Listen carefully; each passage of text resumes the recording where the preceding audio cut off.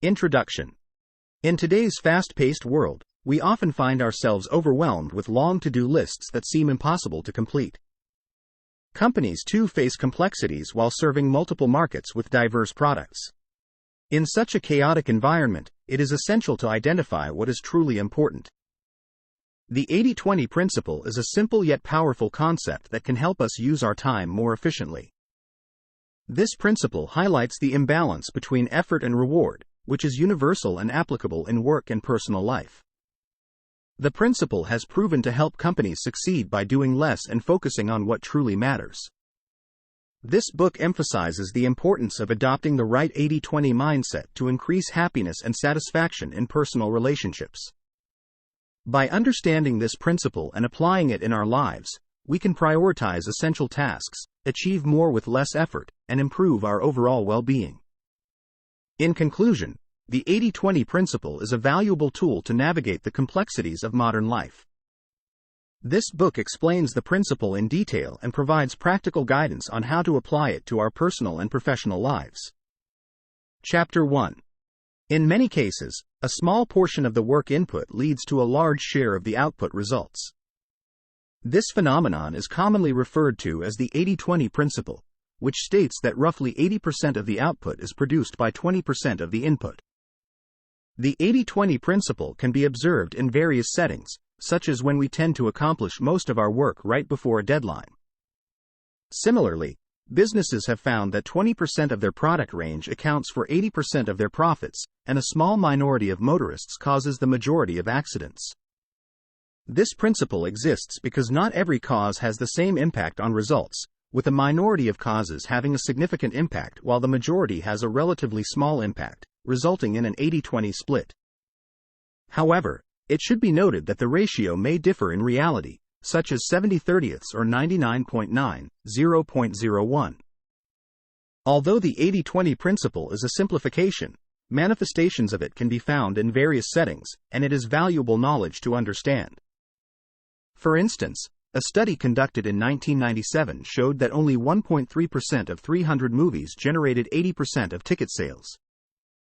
In conclusion, the 80-20 principle is a useful concept to comprehend as it highlights the significance of prioritizing and focusing on the most impactful tasks. By understanding this principle, individuals and businesses can optimize their efforts and achieve better results with less input. Chapter 2. The 80-20 principle is not intuitive for most people since they expect balance and fairness. However, the natural state of the world is imbalance rather than balance. This is evident in linguistics, where less than 1% of English words make up over 80% of what we say. These imbalances arise from feedback loops that amplify even minor differences. For instance, goldfish of similar sizes in the same pond will grow into different sizes since some fish have a tiny advantage that allows them to catch more food and grow faster, thus amplifying their advantage with each feedback loop. While such imbalances are natural, many people perceive them as unfair, such as the uneven distribution of income and wealth. People assume that work and reward should be in a 1-to-1 ratio, leading to the perception of social injustice when 20% of the population owns 80% of all wealth. However, the 80-20 principle demonstrates that not all work produces the same reward, and some causes have a more significant impact than others. Therefore, it is essential to focus on the most impactful tasks and prioritize them to achieve better results with less effort. In conclusion, while people expect balance and fairness, the natural state of the world is imbalance. The 80-20 principle highlights the significance of prioritizing tasks that produce the most significant impact, and by doing so, individuals and businesses can achieve better results with less input. Chapter 3. The 80-20 principle can be applied to improve work processes and achieve better results. To apply this principle to your everyday life, you need to examine your work processes and identify inefficiencies. Typically, people work inefficiently, with 80% of their work producing only 20% of the results. However, by redirecting efforts away from tasks that have a small impact on the results and focusing on the 20% of work that produces 80% of the results, individuals can significantly improve their efficiency. To implement the 80-20 principle, you need to analyze your work processes and identify inefficiencies. For instance, you may be wasting time in the beginning phases of a project by overthinking every possible mistake you could make. By recognizing this tendency and consciously avoiding it, you can increase your efficiency. By applying the 80-20 principle creatively, individuals can sustain the efficiency they achieve during the final deadline of a project throughout its duration. By cutting out wastefully spent time and reallocating effort towards the most impactful tasks, individuals can maximize their work results. In conclusion, by examining and analyzing work processes, individuals can identify inefficiencies and apply the 80-20 principle to improve their efficiency and achieve better results. By focusing on the tasks that produce the most significant impact, individuals can reduce wasted effort and maximize their productivity. Chapter 4. The 80-20 principle can also be applied to business to increase profits by optimizing the product range. To do this, businesses must analyze which product groups are generating the most profits. By ranking products by profit and sales figures, businesses will likely find that the top products account for only 20% of sales but generate 80% of the profit. For instance, a study conducted by the author at an electronics company found that the top 3 products accounted for 19.9% of total sales but brought in 52.6% of total profits. Once the 80-20 split is identified, businesses must focus on amplifying the potential of the profitable 20% by prioritizing and allocating resources to sell more of them. The author encouraged the management of the electronics company to double the sales of their top products by ignoring everything else. By leveraging the potential of the profitable 20%, businesses can significantly increase their profits. In conclusion, applying the 80-20 principle to business is essential to optimize the product range and increase profits. By identifying the 20% of products that generate 80% of the profit and focusing on amplifying their potential, businesses can maximize their resources and achieve better results. Chapter 5. Simplification and reduction of complexity are crucial for business success. Although many believe that a broad product portfolio and size are advantageous for a company, internal complexity has hidden costs that increase overall expenses. A broad range of products requires more complicated logistics, more training, and administrative work, leading to increased costs that may even surpass the additional profits the extra products bring in. On the other hand, simplifying a business by narrowing down and focusing on a few important products can reduce costs significantly. This enables everyone in the company to devote their attention to the important products, leading to a deeper understanding of the products and simplifying administrative work. This also results in economies of scale in areas like production and logistics, further reducing costs. The benefits of simplification are clear, as a study of 39 medium-sized companies found that the least complex ones were the most successful. These companies sold a narrower range of products to fewer customers and had fewer suppliers, resulting in higher profits. By simplifying a business, costs can be reduced and profitability can be increased. Managers should focus on simplifying internal complexity and narrowing down the product range to maximize the benefits of economies of scale. Simplification enables everyone to have a deeper understanding of the products and reduces administrative work, allowing the company to focus on its core strengths and achieve better results. Chapter 6. The 80-20 principle can be applied to various areas of business to increase the likelihood of success. From negotiations to marketing efforts, this principle is versatile and useful. Negotiations are a vital part of any business, but typically, there are too many points to discuss, and an 80-20 analysis would reveal that only a few of them really matter. Focusing on winning those few points rather than trying to argue for all points to go in your favor can increase the likelihood of success. Another area where the 80-20 principle can be applied is in targeting marketing efforts. If some 20% of customers generate 80% of business, businesses should concentrate on identifying them and convincing them to keep buying. Providing excellent customer service to these customers can ensure their loyalty, and developing new products or services solely for this 20% can increase market share while selling to the same customers. For instance, Nicholas Barson, a top real estate broker in the United States, earns over $1 million in personal commissions each year, with over a third of this amount coming from repeat customers who resell their houses. This shows the profitability of focusing on keeping the best clients happy. In conclusion, the 80-20 principle can be applied to various areas of business, from negotiations to marketing efforts, to increase the likelihood of success. By focusing on the few important points in negotiations and targeting marketing efforts towards the 20% of customers that generate 80% of business, companies can increase profitability and market share.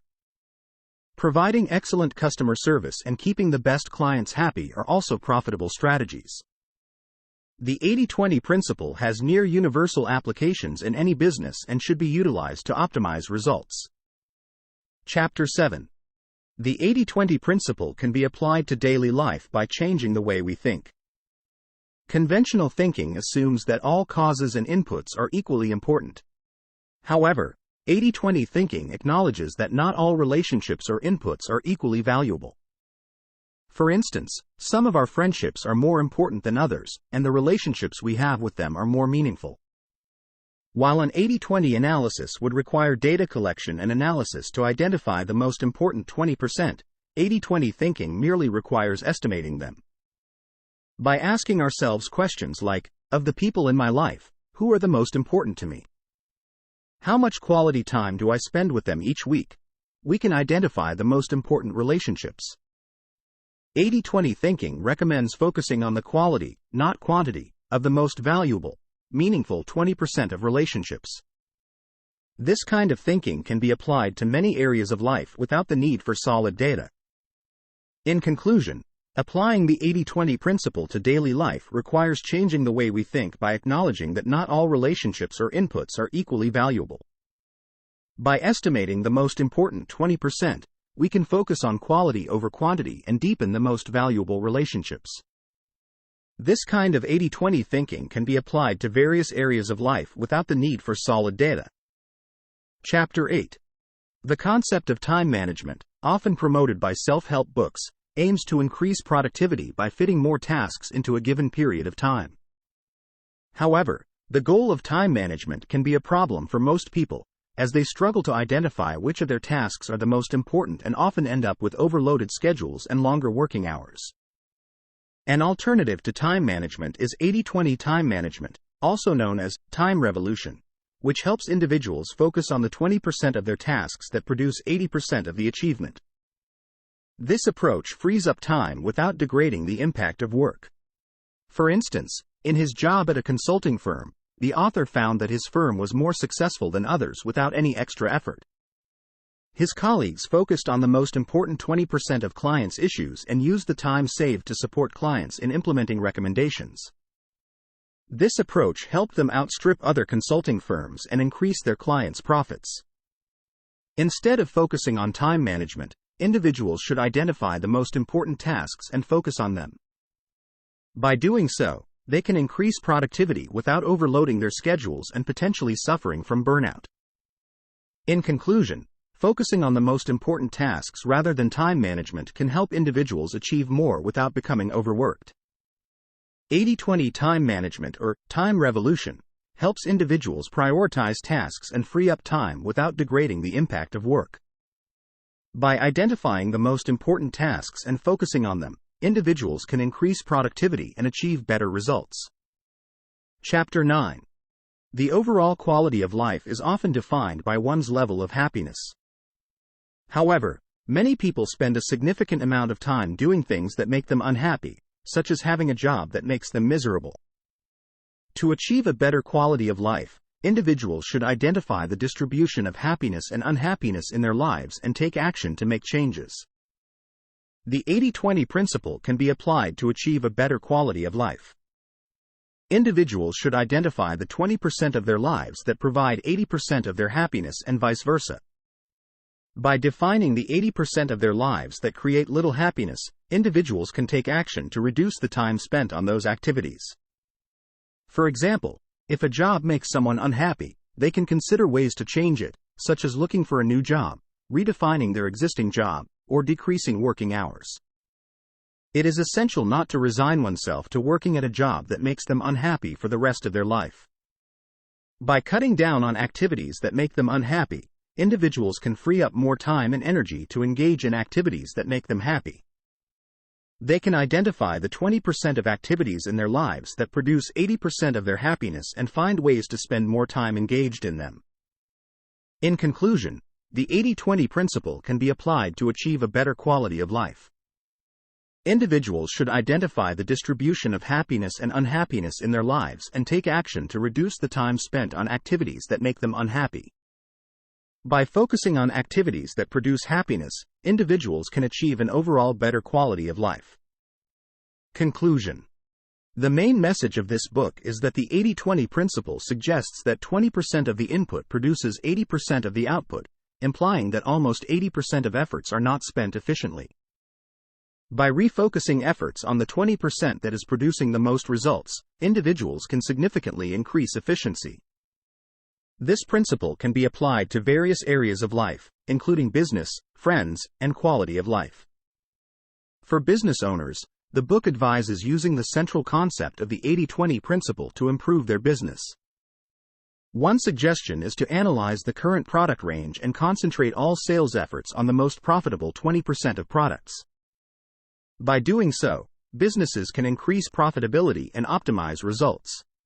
In summary, the book promotes the 80-20 principle as a simple concept that can be applied to various areas of life, including business. By focusing on the 20% that produces the most results, individuals and businesses can increase efficiency and achieve better outcomes.